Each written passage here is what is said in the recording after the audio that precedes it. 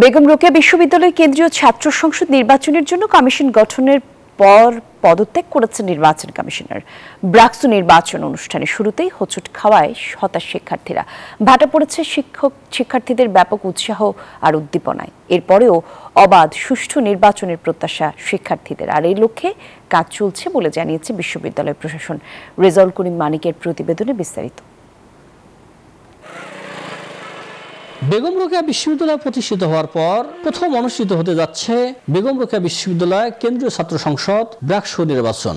এতে উচ্ছ্বাসে ভাসছেন শিক্ষার্থীরা। নানা সংকটে যোগ্য নেতৃত্বের দাবি তাদের।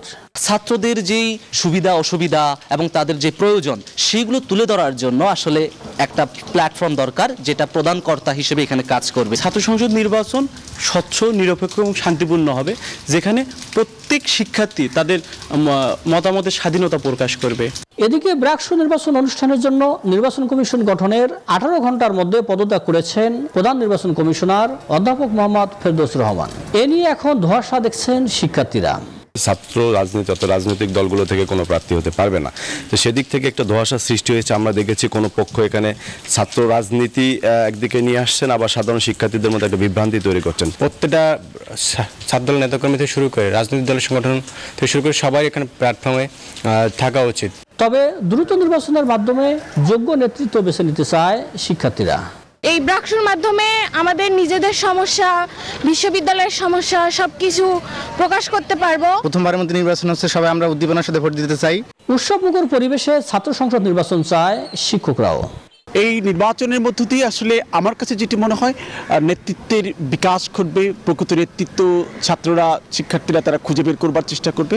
আগামী যে ব্রাকসু নির্বাচন সেটা অত্যন্ত উৎসাহপূর্ণ, শান্তিপূর্ণ, অংশগ্রহণমূলক হবে। বিশ্ববিদ্যালয় কর্তৃপক্ষ বলছে সুন্দর পরিবেশে ছাত্র সংসদ নির্বাচন দেওয়ার লক্ষ্যে কাজ চলছে। এক্ষেত্রে বিভিন্ন বিশ্ববিদ্যালয়ের তিক্ত অভিজ্ঞতাকে সামনে রাখবেন তারা। এক্সট্রিম মশার কয়েল প্ল্যান্ট ফাইবার দিয়ে তৈরি, তাই সহজে ভাঙে না, সুগন্ধিযুক্ত ও নিরবিচ্ছিন্নভাবে জ্বলে। ডেঙ্গু, চিকুনগুনিয়া বাহি সহ যে কোনো মশার বিরুদ্ধে দেয় এক্সট্রিম সুরক্ষা।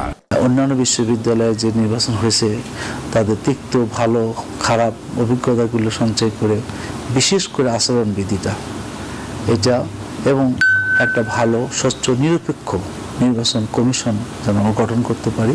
2008 সালে প্রতিষ্ঠিত হওয়া বেগম রোকেয়া বিশ্ববিদ্যালয়ে নির্বাচনী প্রক্রিয়া শুরু হওয়ায় খুশি শিক্ষার্থীরা। এখন শুধু ব্রাকসুতে যোগ্য নেতৃত্বের অপেক্ষা।